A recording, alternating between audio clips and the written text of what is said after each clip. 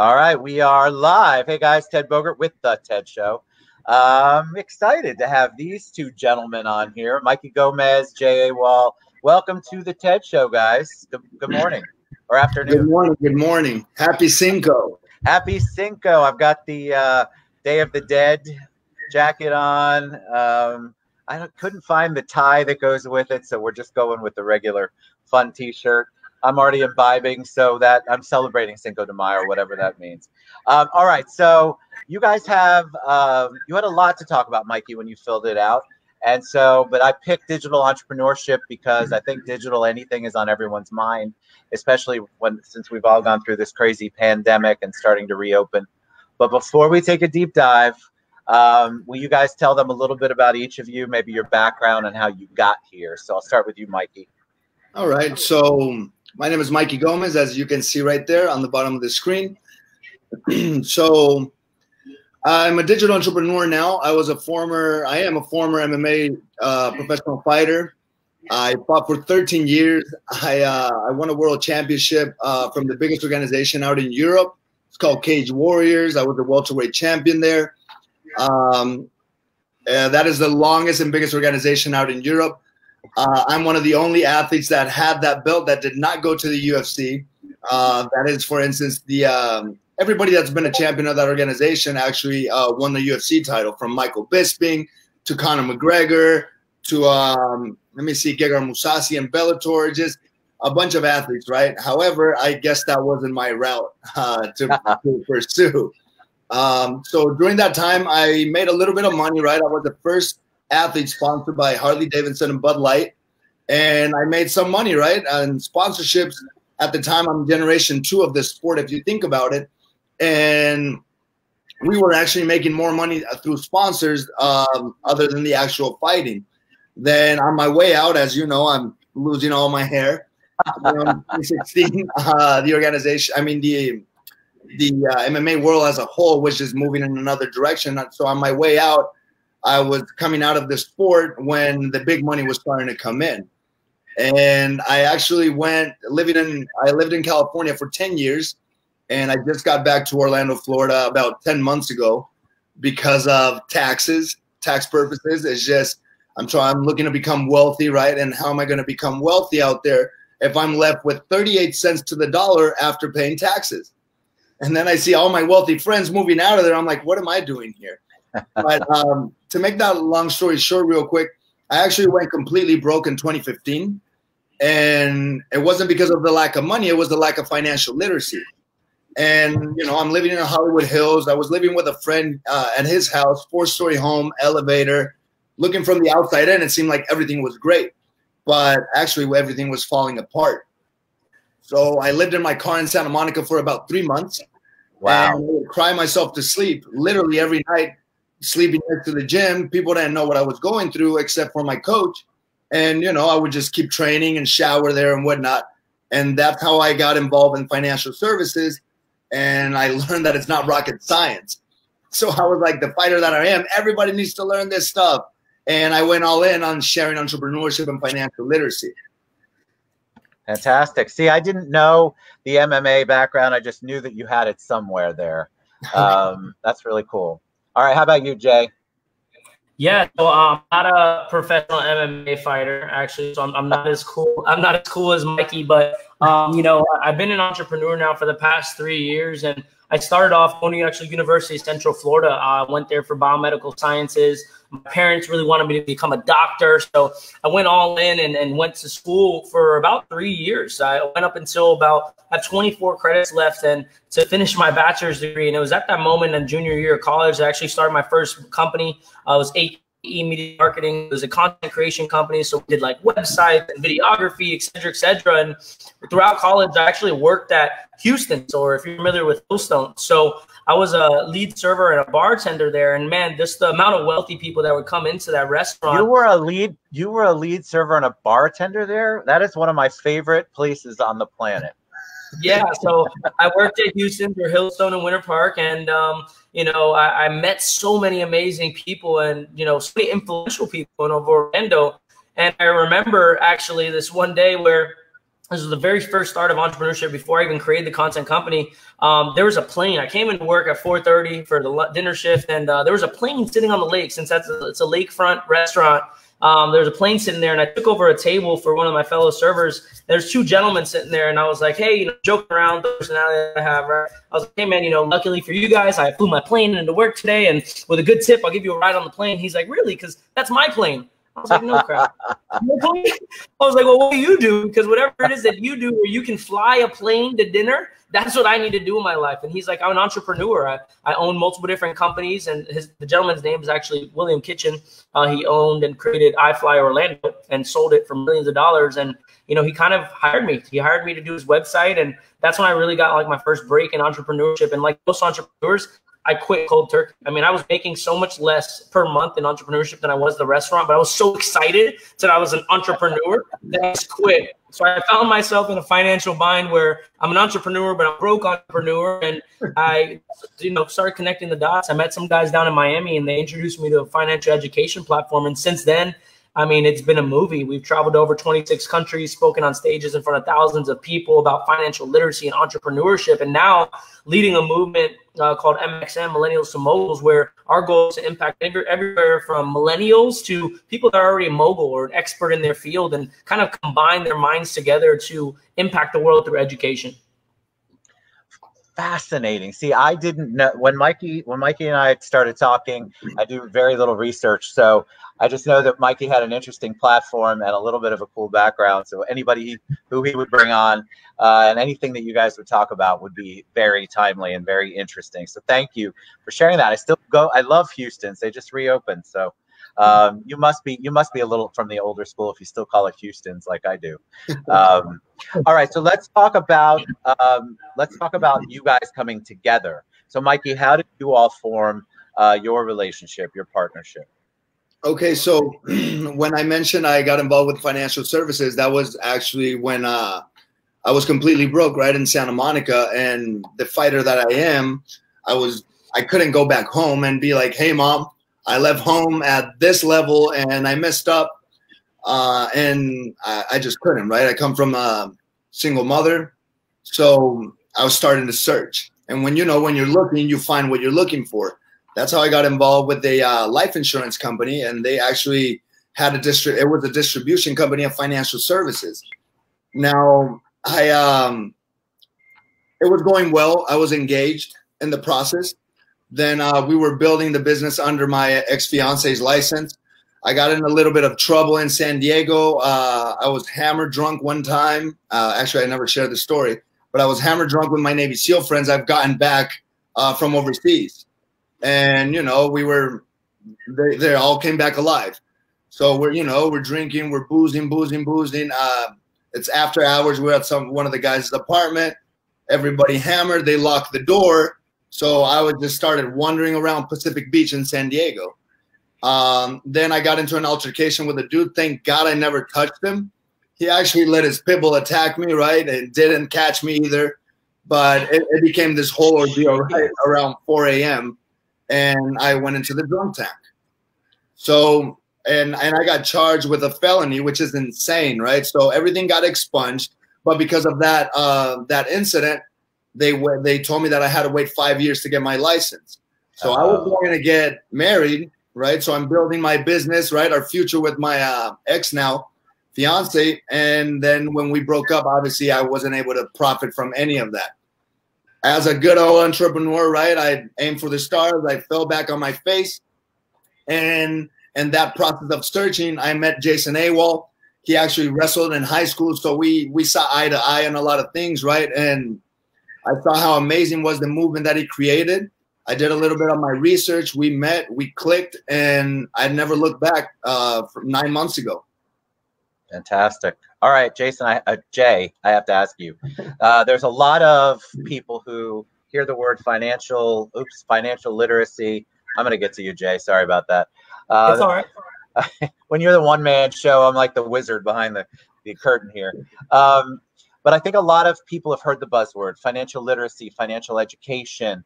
But for a lot of people, they immediately go to budgeting. They go to things that they don't want to talk about, their own mortality on the life insurance side. So talk about how you created something different, and then give them an idea of what that education, that literacy should look like. Yeah, absolutely. I think it's one of those things we're raised with. I'm still, and I'm young, but I come from the 1900s, right? The later part of the 1900s, to where you were trained as a young adult, as a grown adolescent. You don't bring up money, right? You never ask somebody how much money they make. You never really just bring up that topic. It was almost like asking a woman their age, right?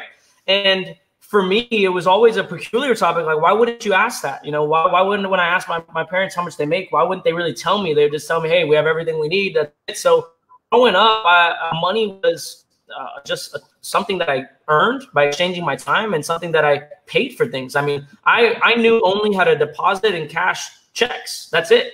And for me, once I got to college and I started, and especially Hillstone, working at Houston's, and I saw people that were wealthy, and it seemed like, Ted, like the same people were coming in every day for lunch and dinner, but yet they're having a Rolls Royce outside. So it just didn't make sense. I'm like, if they're here all the time, how are they earning money? So financial literacy isn't so much, I think, of a balance sheet and the boring stuff that most people associate it with, but more so understanding how money works. You can have money work for you as opposed to you working for it. And when I read this book called Rich Dad, Poor Dad, and I'm sure you've heard of it before, you know, in the first chapter, it's lesson number 1, the rich don't work for money. The poor and middle class work for money. The rich have money work for them. And that just blew my mind. I mean, the whole family works for money. So that's when I really started diving into understanding how money works and how it is that I can have it as a seed and plant it and water and have it grow, looking forward to the day where my passive income just exceeded my expenses, so that way I can do what I want, where I want, with who I want. And thankfully, 3 years later, it's at that point where I completely work from home, and you know, if there's a Wi-Fi connection, I can get my job done, and I love what it is that I do. So financial literacy isn't the boring stuff, but more so the necessity. I think a lot of people, especially during this pandemic, really started wondering how they can figure out for themselves.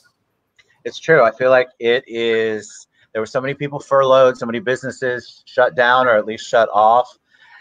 So I think as we're starting to come out of it, this is such an important topic because people don't know what to do now. If they had money, they held on to it as tight as possible because they didn't know when the economy would, quote unquote, reopen. So tell me, Mikey, tell me if somebody has a specific, they're like, all right, I'm ready to learn. I'm ready to be literate. I'm ready to understand at least some of the first things I need to do. What do you tell somebody who comes to you like that? What's the program about? Well, we partnered up obviously with the largest financial platform in the world, which is teaching people how money, how actually everything is switching from physical to digital, right? So I'm just actually a knowledge broker, and I became a knowledge broker in the process. In a program with Tony Robbins and Dean Graziosi. I'm sure you're aware of who Dean Graziosi is, being in real estate yourself. And I became a knowledge broker because we know that colleges have failed us. And I'm not saying that education is not important. However, let me use as an example, if somebody, right, if you're going to be a lawyer, if you're going to be a doctor and all that, obviously you need to learn that. But to go ahead and make money, let's say if somebody wants to be an interior designer, I would tell that person to just actually go ahead and not go to college. And if anything, go find the most successful person in that field, and go ask them, I'm going to go work for you for free for a whole year. But the catch is that you will let me ask you questions and you will let me mirror you the entire time. And I will be the best employee you've ever had. And after that, you know, after a whole year of being with a person that has the results that they want, they could go ahead and open their own business instead of going to college and learning interior design from somebody that actually has never ran a business like that. So what I would say is find somebody that has the results that they want, right? And then you start from there. So we have the largest financial platform in the world, educational financial platform in the world, and where we're actually impacting people in over 50 different countries and 9 different languages of what we offer. So it all depends on what the person wants as a goal, right? And has as a goal, because not everybody has the same goals. There is no one size fits all, as you know, Ted, right? Maybe somebody wants to invest in real estate, but they don't have the money. So there's just an error, right? I mean, a large different ways of multiplying their money, right? So let me ask you, Jay, if somebody goes to the site, like you've got a newbie that watches the show and they go to millennialstomoguls.com, what are they going to see? What are they looking for? They say, you know what, I like this show. I like these guys. I want to be more financially literate. I want to know what this whole buzzword is about financial literacy and education. What are they going to see? What can they expect to gain from going to the site and getting involved on your platform? Well, let's be real. There's a lot of Instagram gurus and YouTube, everything nowadays. So one thing that, I'm originally from New York, so BS level high, right? Or I quickly, and by BS, I don't mean BS, I mean belief system, right? Exactly. So my belief system was broken in terms of I didn't believe people. So the one thing that I lead with when entrepreneurship is authenticity. I'm not a multimillionaire yet. I'm talking about financial literacy because it's something that I study and I'm fascinated by it. So I'm reciprocating that back in the world. And I really believe in the laws of giving and then receiving, not receiving and then giving. So for me, what they're going to see is an authentic platform. We're authentic people. I'm not a multimillionaire yet. Yes, I've been able to 6 figures online. Yeah, I've been able to travel to 26 countries, but I still have a long way to go.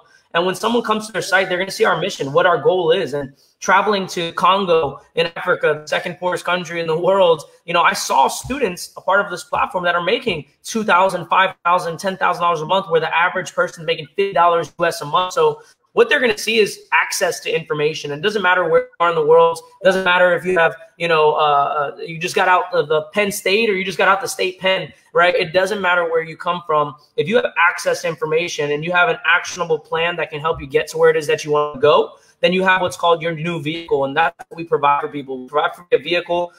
We already have a game plan step by step. So if you want to come into this, Ted, make an extra $1,000 a month on top of what it is that you're doing, we can show you how to do that. And it's the same way the banks are making money. I mean, we're talking financial markets. We're talking, things they don't teach about in high school, college, and we're educating people on how money works so they can have money work for them.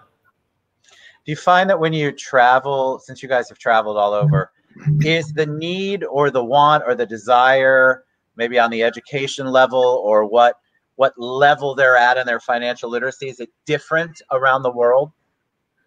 You know what? I thought it was going to be that way, but no. There is no major difference. What I realized is that people everyone has an idea of money. They work for it, right? They want more of it. We're natural creatures of increase. We want more of everything that we have, right? You want, you go to Hillstone, you want more spinach dip. It's that good. I do. So, yeah, right. It's the same thing with money. So what I realize is that we're talking keywords that people are exchanging their life energy. They're exchanging their best hours of their day, the best days of their year, the best years of their life for money. And if I can show people win some of that time back, that's all they're interested in. So the keywords are time freedom, financial freedom, multiple sources of income. And that's attractive to someone that has $1 million in the bank and someone that has $2 in the bank. Now, the only difference is where they can start from. 2% of $1 looks a lot different than 2% of $1 million. So regardless, we're still helping them grow. So I thought when I went to, Congo and Africa, which was by far one of my favorite places that I visited, the food, the people, this culture was very rich. But I really thought that it was going to be like, Lion King. I thought it was going to be villages and stuff. And it was full on cities with electricity. And, it was kind of an eye opener for me. Like, wow, these people have the internet. And because they have the internet, they have access to information. And we're moving through an unprecedented time in human history where 100 years ago, you couldn't reach in your pocket and Google anything and get the answer to it. So what we're going to see in how people make money is completely different than how your parents were raised or even my parents are raised. And people are starting to wake up as the world starts getting more and more access and to the internet and thus access to information. The good book says, right, knowledge is power. The lack of knowledge is the lack of power. And that's what we're bringing. We're bringing power back to the people. Agreed. I love that anytime that you can get educated on anything financial, because I think we just did a mastermind right before this show that all had to do with real estate investment and trying to understand what it is to educate yourself in order for you to make the best decision, which is sort of what an educational platform is. You're offering up a lot of information to them, I imagine, and there's a way for them to maneuver through it. And when you got involved, Mikey, was there anything that surprised you about how you were doing finances before you got involved, that you changed immediately, or maybe changed the way that you did things? Absolutely. So, you know, one of the products that we would help people with was cash value life insurance, which a lot of people aren't aware of, right? And with cash value life insurance, you can actually get their up to 12-15% rate of return on your money, which is amazing, right? That means if you get a 12%, and I say 12% because everybody should be getting at least 12%, because according to American funds, that's what the market has been doing average for the past 85 years. So yet people are getting 0.35% in return from the bank. That means your one will turn into two in about 400 years or more, right? So if you're getting 12%, you're doubling your money every 6 years. And this is actually, you know, these are all legal loopholes that exist, and it's actually tax never money, right? So I learned that, right? I have my money, right, going in there because I'm becoming wealthy now. I will never go broke again because now I know what's going on with money, right? So I have my investments there, and then I partner up with Jay, and I saw that these people are averaging, you know, because of we're doing literally what the banks are doing with our money. So we're averaging 5% a day, which is just insane, right? And obviously the banks, if they're making money like that, they're not making all those millions off of the overdraft late fees. Let's be real. So if I can get 5% a day, let's say on the lowest end, I get 10% in a month. I'm already beating what the bank is giving me in return, right? But just sitting there. And so what do you guys think of? I had a whole bunch of people actually ask, and I'm gonna summarize it my way. Is there an opportunity for people to get involved, to have their own side hustle that could turn into a full-time career, which is what you guys are working on? I mean, I'm getting I guess they did more research than I did. So I'm getting the sense that perhaps there's an opportunity for them to have another career. So can you talk about that a little bit, Jay, or am I way off? No, you're 100% right. Actually, so I was inspired as a server working at Hillstone. I felt really poor. And, you know, I made decent money. I don't know, you know, server, bartender there, they make decent money. I mean, I was going to college at the time, and, you know, I made my first $45,000 in a year, and I went right over to Fields BMW and I bought myself a brand new 328i with the red leather interior. I mean, I felt a lot richer than I was, but my car was worth more than I had in my bank account. So I was financially illiterate. But actually, I got started in this platform because I met those two gentlemen down in Miami that kind of showed me the ropes on financial education. And my first goal, Ted, was just to cover my car note. I mean, I got into a $500 car payment at 21 years old, by far the dumbest decision that I made so far financially. And I just wanted to figure out how I could cover that. So it started off $500. And once I made that per month in passive income and investment income, I was like, okay, now let's tackle the insurance. Let me make an extra $250. Then it got to $750. Then it got to $1,000. Then it got to $2,000. Then it got to $5,000. Then it got to $7,500 of passive income a month. And then I was like, wow, you know, 6 figures is the new minimum wage. Like, I'll turn my yearly salary into my monthly income. So absolutely. I mean, this is not a get rich quick scheme. Let's be real. People think that, oh, how fast? People ask the wrong questions. Have you ever been in the car with someone, Ted, and they're asking how long until we get there? Yes. And those are, you can have the right vision with the wrong people. However, when you're with your best friend, you're missing the highway exit because you're engaged in such a conversation. It's more about the journey than it is the destination. So when people come to me and ask me, well, Jay, how long till I'm a millionaire, or how long till I'm financially free? You're asking the wrong questions. You should be, you know, what is the journey? And, you know, how long until, you know, I'm getting to 2% a day, as opposed to, you know, the other questions. So absolutely, to answer your question, you know, definitely, I think it starts off as part-time for everyone. You know, you give this an hour a day and naturally you start prioritizing what's most important to you. And as you increase your income, as you increase your knowledge and your influence on others by serving others this information, I think that's when you start dedicating more time to it. And not only has this turned into a full-time income, but Now this is what I'm using to invest in other businesses. I'm taking money from here and I'm buying cryptocurrency. I mean, if I told you that I'm like, you know, residually or passively, if you're a real estate investor, whether you're flipping houses or you're renting out houses, let's just say the average house in, you know, Central Florida is $200,000, and you have a mortgage on that of say $1,000, and you're renting it out for $1,500. That's $5 a month in passive income, right? Right. So for $200,000, you're earning $500 a month. We're showing people how for less than $500, they can make the equivalent of them owning $2 million in real estate in passive income. And we're doing that in a 30, 60, 90-day game plan. So it's really amazing to see people from all walks of life be able to kind of learn this and do it, because before people said, I don't got money, I can't make money. They hear invest and they cower away from it because they don't even have any money to lose. So we're showing people how with the low barrier of entry with a high upside potential, how to get involved into entrepreneurship and investing, and then go and partner up with you, buy houses and real estate and flip and rent and do whatever they want. But for the person that doesn't have 200,000 or 20 grand liquid to put down in a house, that's when they come to me. Or even if they do, they come to me and they say, hey, I want to grow up a nest egg and, you know, be able to multiply my investments from there. So leaving it at that, because I think there's a lot of people that want to know how the best way to reach you guys, if they are interested, if they want to learn more, who should they reach out to, or can they reach out to both of you? What's the best way to contact you guys? Yeah, so reach out to whoever it is. I mean, that, you know, you'd like to. It doesn't matter. I mean, Mikey's, you know, a good friend of mine and business partner. So either one, like I said, we're both on the same page, and we work together. So either or, it's in the same place. You know, it's all about we all went together. So it doesn't matter who they reach out to. You know, we're business partners, and if we're able to impact, you know, either through Jay or myself, somebody's life, then as a company as a whole, we're winning anyway, because we truly believe in that, and that's what we're doing. Yeah. All right, so go to the website or Instagram or the website. So on the website, they'll actually be able to jump on a strategy session. The first thing we do is we're not taking the time out of our day and coaching individuals that don't have what it is that we're looking for.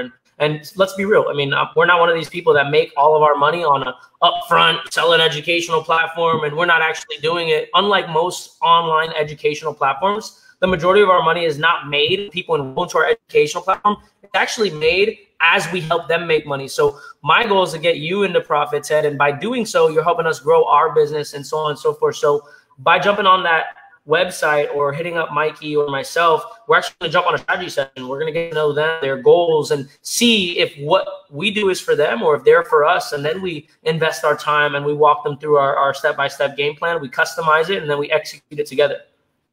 Fantastic. All right, Mikey Gomez. I'm sorry. I think Instagram would be a good place as well, where they can reach us out. I don't know if we can share it with somebody in there. Yeah, once you're done with the show, if you guys want to direct them to your Instagram, to your website, when you share the show, that would be the best way for people to get it. They'll be able to actually see it and go to it. All right, so Jay Awal, Mikey Gomez, see how fast it goes? That was awesome. Thank you so much. I'm fascinated. I'm going to check out the site. You guys should check it out too. It's streaming across the bottom. Jay Awal, Mikey Gomez.